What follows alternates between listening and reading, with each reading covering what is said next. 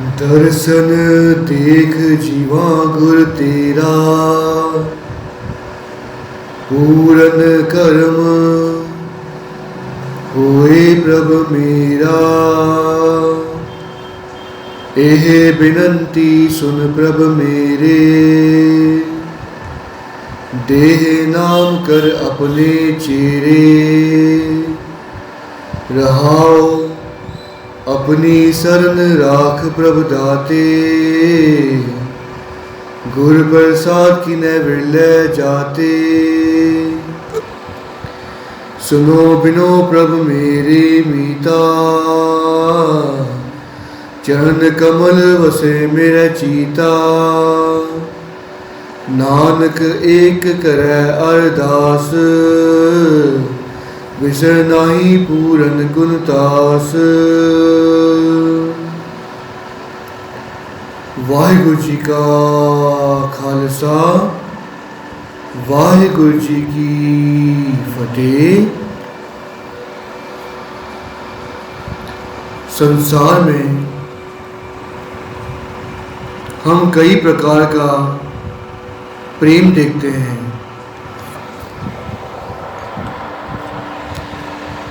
पति पत्नी का प्रेम, एक लड़का एक लड़की से प्रेम करता है,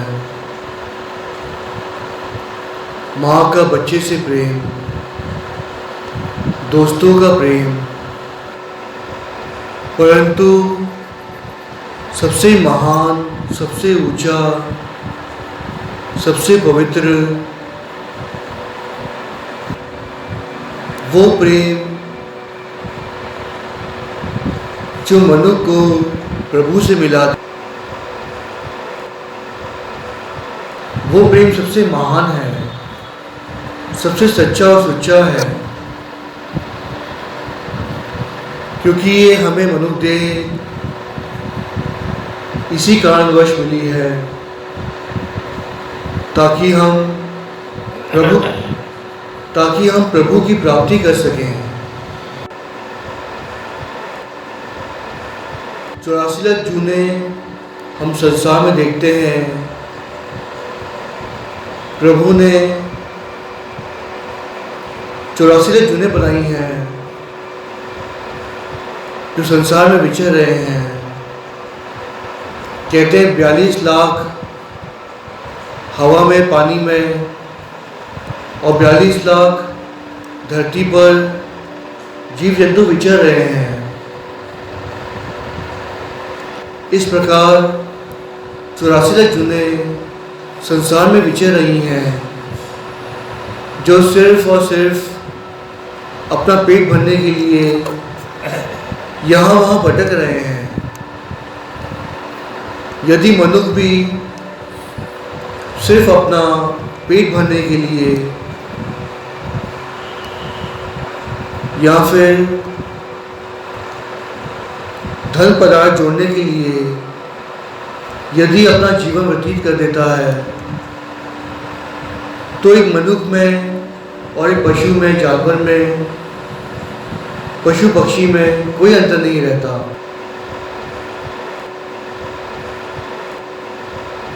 मनुष्यों को तो प्रभु ने बोलने की दात बख्शी है ताकि वो संसार में विचर कर नाम जप सके, वाणी पढ़ सके, प्रभु को ध्या सके। ये दात सिर्फ और सिर्फ मनुष्यों के पास है। बाकी जीव जंतु तो, पशु पक्षी तो सिर्फ अपनी एक आवाज़ निकाल सकते हैं जो प्रभु ने उन्हें बख्शी है। परंतु मनुष्य तो जो चाहे वो बोल सकता है, उसी मुख से वो या तो फिर गाली गलौज कर सकता है, फालतू की बातें कर सकता है, निंदा चुगली कर सकता है, और उसी मुख से वो प्रभु का नाम जप सकता है, वाणी पढ़ सकता है। ये तो मनुष्य पर निर्भर करता है कि वो क्या चुनता है। एक तरफ संसार में हाहाकार मची हुई है, हर तरफ दुख, कलेह, क्लेश, पीड़ा, कष्ट, यही सब कुछ चल रहा है।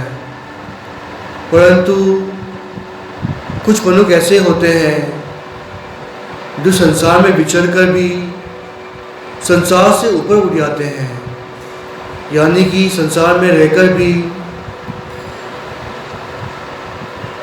वो संसार से दूर रहते हैं, प्रभु के साथ जुड़ते हैं, वाणी के साथ जुड़ते हैं, बंदगी के साथ जुड़ते हैं और सेवा के साथ जुड़ते हैं। ऐसे ही मनुष्य तन्ता के योग हैं। यदि मनुष्य प्रभु से प्रेम कर ले, मनुष्य के मन में प्रभु से मिलने की चाह जाग जाए, तो मनुष्य फिर तर जाता है। प्रेम एक ऐसी चीज है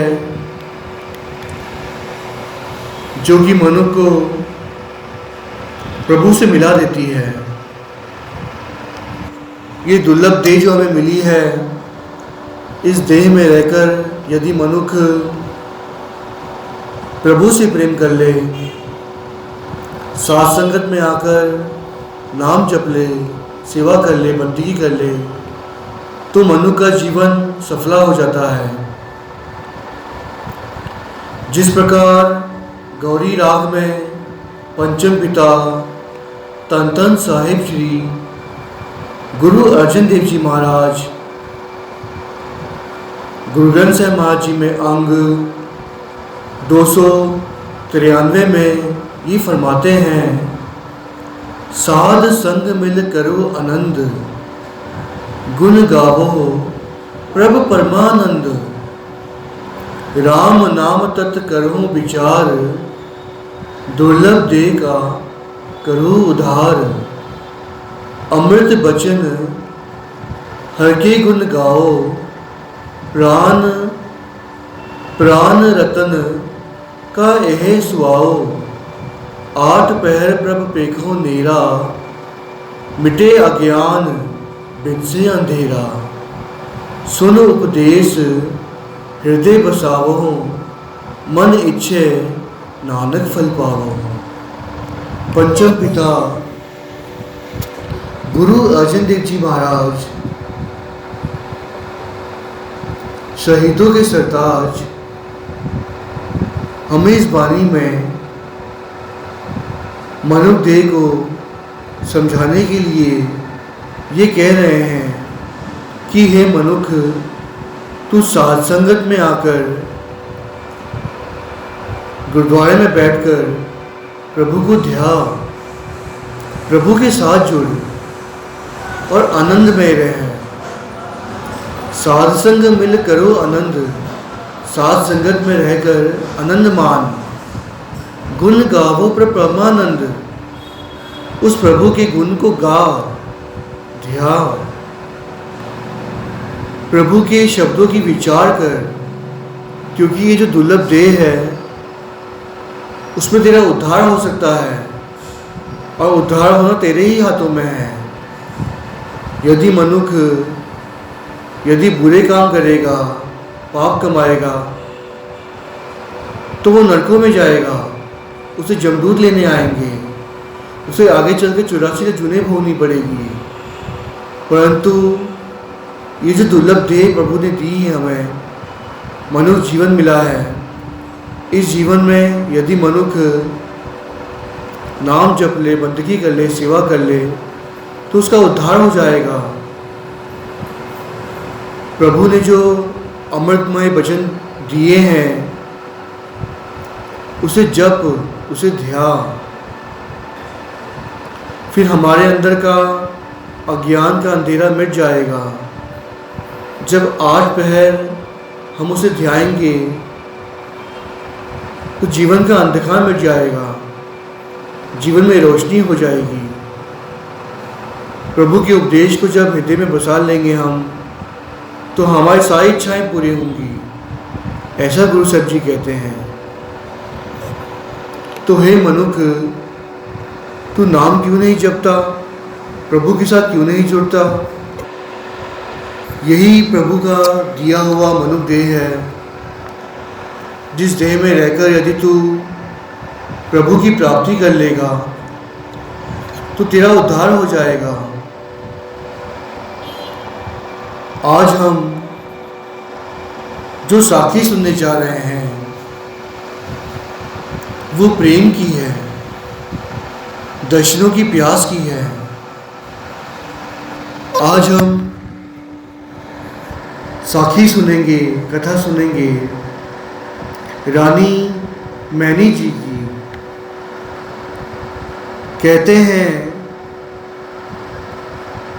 रानी मैनी जी का विवाह हुआ राजा फतेहचंद जी के साथ, जो कि पटना साहिब में रहते थे। शादी के कुछ साल बीत गए, परंतु घर में संतान नहीं हुई। भले ही कहते हैं कि बीबियां, लड़कियां, उनके बड़े घर में शादी हो जाए और भले ही कितना धन पदार्थ हो, वो महंगे महंगे गहने पहन ले, परंतु जब तक बेटे के बाहों का हार उसे गले में नहीं पड़ता, लड़कियां, बीबियां बांझ कहलाती हैं, बहुत दुख भोगती हैं। ये बच्चों की दाद भी हमें प्रभु से प्राप्त होती हैं। जैसा मनुष्य ने बीज बोया है पिछले जन्मों में, उसी अनुसार उसे आगे चलकर जीवन मिलता है, उसी अनुसार उससे आगे चलकर सुख और दुख मिलता है। कई बार ऐसा देखा गया है कि कई घरों में संतान नहीं होती। प्रभु ने उनकी कर्मों में, उनके जीवन में संतान प्राप्ति का सुख लिखा ही नहीं होता। फिर वो भले ही दर दर भटके, यहाँ वहाँ घूमे, माथा रगड़े, कई बार ऐसा देखा गया है, फिर भी उन्हें संतान की प्राप्ति नहीं होती। ये सब कर्मों का खेल है, परंतु ऐसा नहीं कि हम बच्चों को अल्लाह की दात समझकर पैदा करते रहें और जनसंख्या को बढ़ाते रहें और आगे चलकर वही बच्चा लूटपाट करे, देशद्रोही बन जाए। ये भी ठीक नहीं है। जिस प्रकार सरकार ने भी हम दो हमारे दो ये नारा लगाया है, जिसके कारण जनसंख्या न बढ़े, क्योंकि हम संसार में देखते हैं कि 700 अरब लोगों से भी ज़्यादा संसार में अब लोग विचर रहे हैं। जंगल कटते जा रहे हैं, आबादी बढ़ती जा रही है और इस्लाम धर्म तो ऐसे फैल रहा है कि इतने सारे राज्यों पर कब्जा भी कर ले, देशों पर कब्जा भी कर ले, परंतु वे चाहते हैं कि संसार में उनका ही राज हो। ऐसा भी नहीं होना चाहिए। इसी कारणवश कभी संसार में गुरु भी आए थे, जब हाहाकार मची हुई थी संसार में, त्राही त्राही मची हुई थी, तभी गुरु ने आकर युद्ध लड़े और संसार को, मनुष्यों को बचा लिया। तो हम बात कर रहे थे रानी मैनी जी की कि उनके घर पे कोई संतान नहीं थी, वे दुखी रहती थी और रोज़ अरदास करती थी कि हमारे घर पर संतान हो, परंतु उनके नसीब में संतान का सुख नहीं था। परंतु जो मनुष्य प्रभु के लड़ लग जाता है, उसका प्रभु ही उद्धार कर देते हैं। कहते हैं पटना साहिब में एक शिवदत्त नाम का पंडित रहा करता था, जो प्रभु को बहुत ध्याता था, नाम जपता था। उस वक्त गुरु गोविंद सिंह महाराज बालक अवस्था में थे। गोविंद राय उनका नाम था। पटना साहिब की धरती पर रहकर उस संसार को तार रहे थे। कहते हैं एक बार की बात है, पंडित शिवदत्त जी राम के नाम को जप रहे थे, ध्या रहे थे। उनके मन में एक लालसा थी कि प्रभु श्री राम उन्हें आकर दर्शन दें, उनका जीवन सफला हो जाए, उनका उद्धार हो जाए। एक थाल में कहते हैं पंडित शिवदत्त जी ने मिठाइयाँ रख दी, लड्डू रख दिए और वो ध्या रहे थे। प्रभु को मिलने की आस थी उनकी नज़रों में, उनके हृदय में प्रभु बसे हुए थे। प्रभु श्री राम का जप करते थे, वो तप करते थे और चाहते थे प्रभु श्री राम उन्हें आकर दर्शन दें। इतने में कहते हैं गोविंद राय जी आकर खेल रहे थे वहाँ पर, और खेलते खेलते उन्होंने वो थाल देखी जिसमें लड्डू पड़े हुए थे, मिठाइयाँ पड़ी हुई थी। उन्होंने क्या किया, जाकर उस थाली में से लड्डू खा लिया। और कहते हैं जैसे शिवदत्त जी ने देखा कि वे तो चाहते थे कि लड्डू आकर राम जी खाएं, प्रभु श्री राम उन्हें दर्शन दें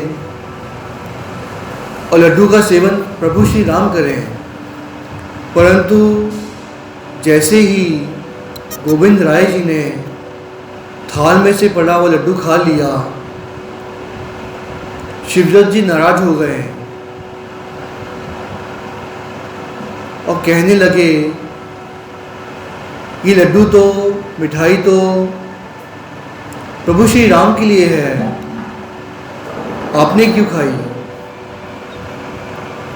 इसी प्रकार कहते हैं गोविंद राय जी ने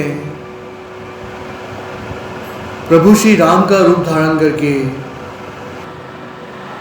पंडित शिवदत्त जी का उद्धार किया, उन्हें दर्शन दिए थे प्रभु श्री राम के रूप में। ये साखी सच्ची है। और जब हम पटना साहिब जाते हैं तो हमें ये साखी सुनने को मिलती है। उस स्थान के दर्शन होते हैं जहाँ ये कौतक बढ़ता था, और आज हमारी सोच कहाँ जा रही है। कुछ नादान बेवकूफ़ लोग ये तक कहते हैं कि प्रभु श्री राम हुए ही नहीं हैं। सिख धर्म में भी कई बार ऐसा देखा गया है। ये बात सच्ची है कि हमें गुरु नानक देव जी की लड़ लगना है, गुरु को गुरु मानना है, प्रभु मानना है, गुरु ग्रंथ साहिब महाराज जी को अपना सब कुछ समझना है, क्योंकि गुरु गोविंद सिंह महाराज जी ने भी हमें हुक्म दिया है, सब सिखन को हुक्म है गुरु मान्यो ग्रंथ। परंतु हमें सभी का सत्कार करना है, किसी भी धर्म के प्रभु को हमें छोटा नहीं बताना, छोटा नहीं समझना। इस साखी से हमें सीख मिलती है कि गोविंद राय जी ने भी प्रभु श्री राम के रूप हैं। उन्होंने प्रभु श्री राम का रूप धारण करके पंडित शिवदत्त जी को दर्शन दिए थे। तो हमें कभी किसी का निरादर नहीं करना, प्रभु का सत्कार करना है। अब कहते हैं पटना साहिब में जब रानी मैनी जी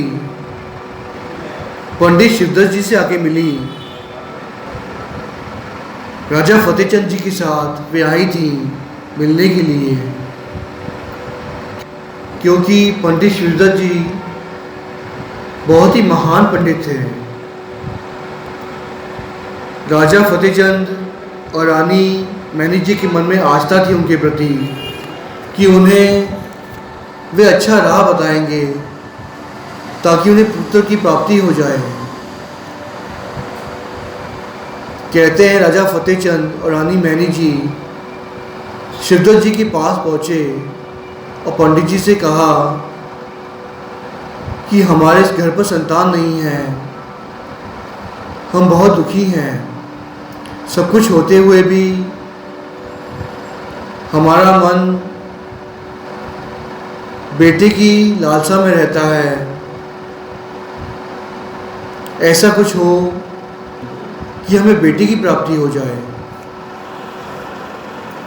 पंडित शिवदत्त जी ने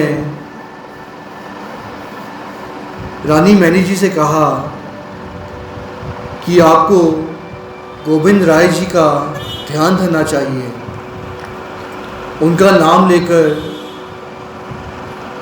उन्हें पूजना चाहिए, जप तप करना चाहिए, बंदगी करनी चाहिए। गोविंद राय आप भगवान श्री राम का रूप हैं, वो आपकी अभिलाषा पूरी करेंगे। इसी प्रकार कहते हैं रानी मैनी जी ने गोविंद राय जी को ध्याना शुरू किया, जब तब में वे जुड़ गई। कहते हैं बंदगी में वे आठों पहर हमेशा ही गोविंद राय को ध्याती, पूजती, उनका नाम जपती। एक बार की बात है जब गोविंद राय जी को वो ध्या रही थी, उनका नाम जप रही थी। गोविंद राय की उस वक्त उम्र तकरीबन 6-7 साल की थी, छोटी अवस्था के थे, परंतु आप पिता परमेश्वर का रूप हैं, प्रभु का रूप हैं। कहते हैं गोविंद राय जी खेलते खेलते रानी मैनी जी के महलों में पहुंच गए और जाकर उनकी गोद में बैठ गए और कहा, मुझे अपना पुत्र बना लें, मैं आपका बेटा हूँ। रानी मैनी जी बहुत खुश हुई, अति प्रसन्न हुई, जैसे उन्हें आप प्रभु मिल गए हों। ये सुनकर कहते हैं रानी मैनी जी की माँ बनने की इच्छा ही खत्म हो गई। उन्होंने गोविंद राय जी को ही अपना बेटा बना लिया, बेटा मान लिया। और कहते हैं गोविंद राय जी रोज खेलते खेलते रानी मैनी जी के महलों में पहुंच जाते और रानी मैनी जी उन्हें कुंगरियाँ बना के देती, चने बना कर देती और मित्रों के साथ गोविंद राय बहुत खुशी से, प्रसन्नता से कुंगरियाँ खाते, चने खाते। रानी मैनी जी के सपनों में गोविंद राय आते और जब आंखें खोलती तो गोविंद राय उनके सामने होते। इतना प्रेम, इतना प्यार रानी मैनी जी के हृदय में गोविंद राय जी के लिए था कि वो हर पल गोविंद राय जी को ध्याती, नाम जपती, जब तब में जुड़ती। काश ऐसा प्रेम हमारे मन में भी आ जाए, जिस प्रकार भगत रविदास जी गौरी राग में ये फरमाते हैं, कूप पर्यो जैसे दादरा, कछ देश विदेश न बूझ, ऐसे मेरा मन बिखिया बिभोहिया, कछ आरा पार न सूझ, सगल पवन के नायका, एक छिन दरस दिखाए जी, रहाओ मलिन पई मत माधवा, तेरी गत लखी न जाए, कहूँ कृपा प्रम चूकई, मैं सुमत देहो समझाए, जोगीसर पावे नहीं, तोय गुण कथन अपार, प्रेम भगत के कारणे कह रविदास चमार। भगत रविदास जी यहाँ पर कह रहे हैं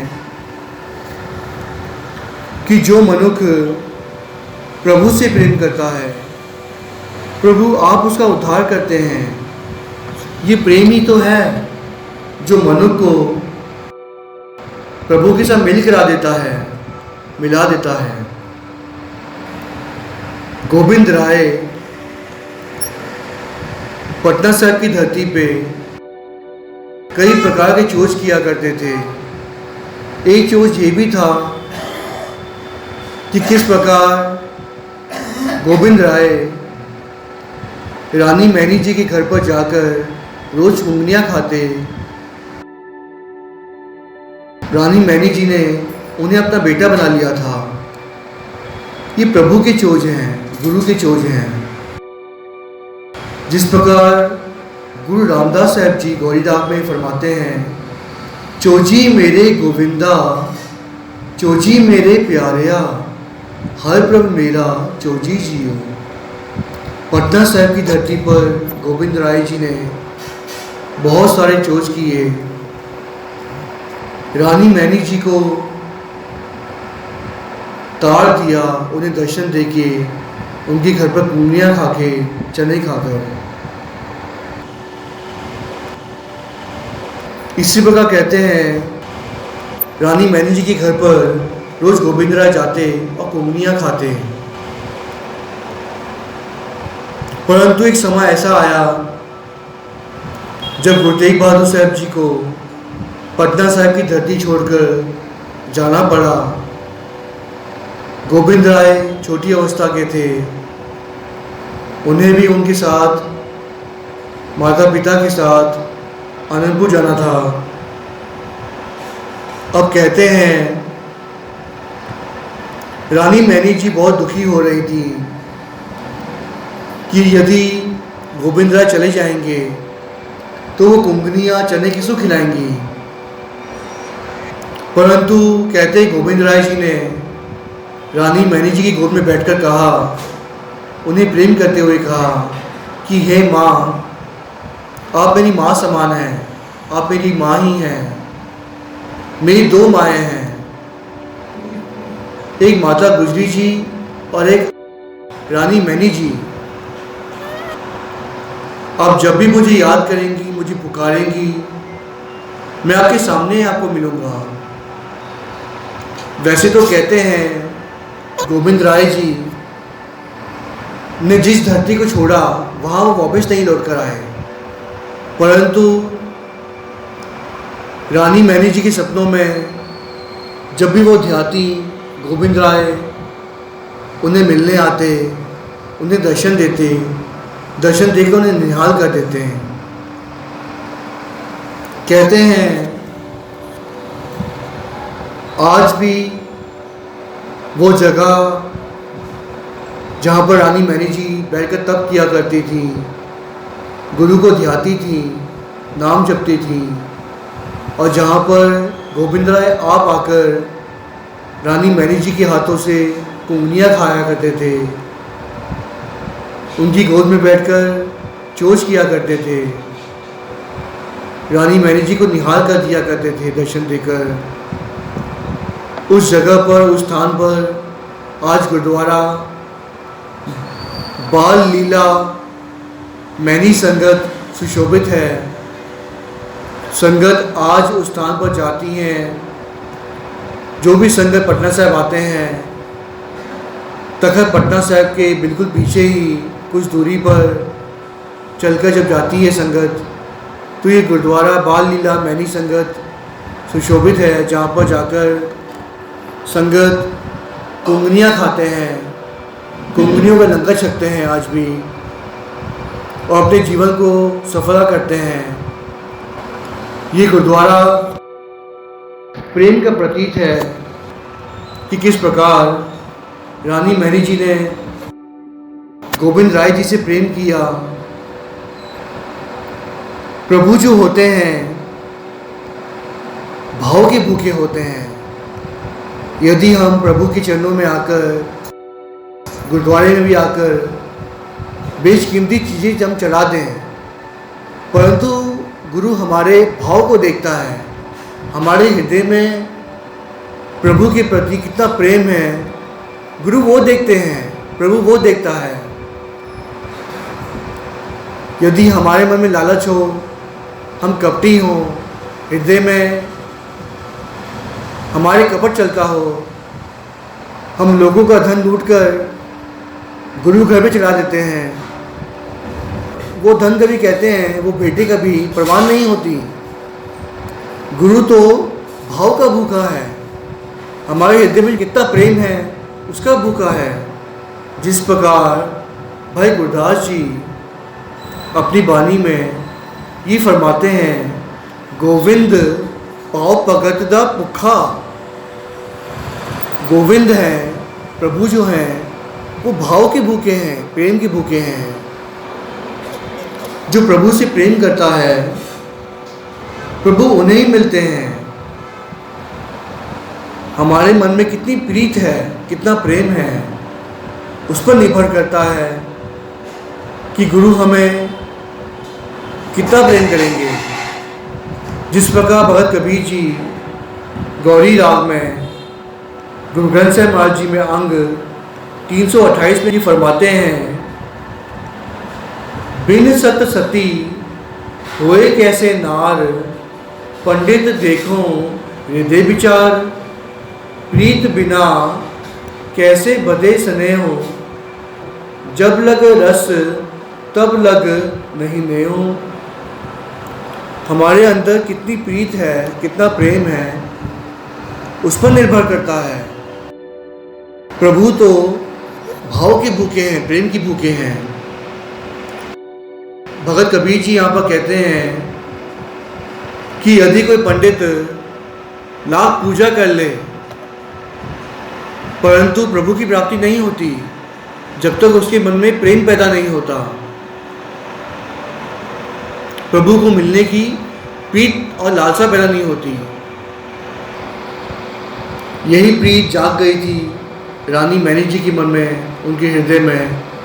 तभी तो गोविंद राय उनकी गोद में आकर बैठे, उन्हें माँ कहा। रानी मैनी जी ने उन्हें अपना बेटा माना और उनके सारे दुख दूर हो गए।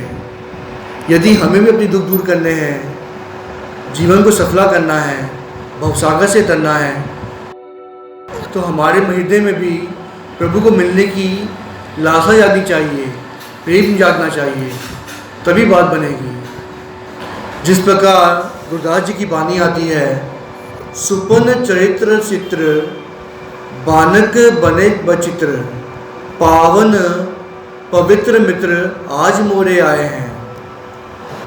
जिस प्रकार रानी मैनी जी के मन में प्रेम जागा था और प्रभु आप मिलने आए थे, उसी प्रकार यदि हमारे हृदय में भी प्रेम जागेगा तो हमें भी प्रभु आप मिलने आएंगे। हमें दर दर भटकना नहीं पड़ेगा। कहते हैं ना, भक्तों ने कभी मंदिरों में जाकर माथे नहीं रगड़े, जहाँ उन्होंने बैठकर तप कर लिया प्रभु वहीं आ गए, क्योंकि उनके मन में प्रेम पैदा हो गया था। उसी प्रेम की खिंच को उन्होंने प्रभु को खींच लिया अपनी ओर। प्रभु आप चल कर आए, उन्हें दर्शन दिए और उनका जीवन सफला किया। तभी तो कहते हैं, साच कहो सुन लेहो सबे, जिन प्रेम कियो तिन ही प्रभ पायो। जिसने प्रेम किया उसी ने प्रभु को प्यार पा लिया। तो इस साखी से हमें सीख मिलती है कि हम प्रभु के साथ जुड़ें, बंदगी करें, प्रभु को प्रेम करें, प्रभु हम पर कृपा करें कि हमारे हृदय में भी प्रेम जाग जाए, प्रभु को मिलने की प्यास जाग जाए, ताकि हमारा भी जीवन सफला हो जाए। ये जो देह हमें मिली है, मनुष्य देह है, ये प्रभु को मिलने के लिए ही मिली है, वरना 84 जुने और भी भुगत रहे हैं लोग। वो भी कभी संसार में मनुष्य के रूप में आए होंगे, परंतु उन्होंने कभी प्रेम नहीं किया प्रभु के साथ। वो पाप ही करते रहे और आगे चल के उन्हें 84 जुने भोगनी पड़ रही हैं। परंतु प्रभु हम पर कृपा करें, हमें प्रेम की दात बख्शें, हमारे हृदय में प्रेम पल जाए, प्रभु को मिलने की आस जाग जाए, ताकि हमारा ये मनुष्य जीवन सफला हो। कथा करते हुए आप जी के दास से कई प्रकार की भूलें हो गई हैं। शासन में भुला बख्शो और शासन में रसीद बख्शो की दास साहब की इसी प्रकार सेवा करता रहे और भवसागर से पार लग जाए, मुझे कभी 84 लाख दुनिया न भोगनी पड़े। ऐसी रसीद बख्शना और ऐसी रसीद बख्शना की दास का जीवन सफला हो जाए, दास का परिवार सुखी बसे, घर में देह अरूपता रहे। ऐसी रसीद बख्शना, फतेह का जवाब फतेह में दें। वाहिगुरु जी का खालसा, वाहिगुरु जी की फतेह।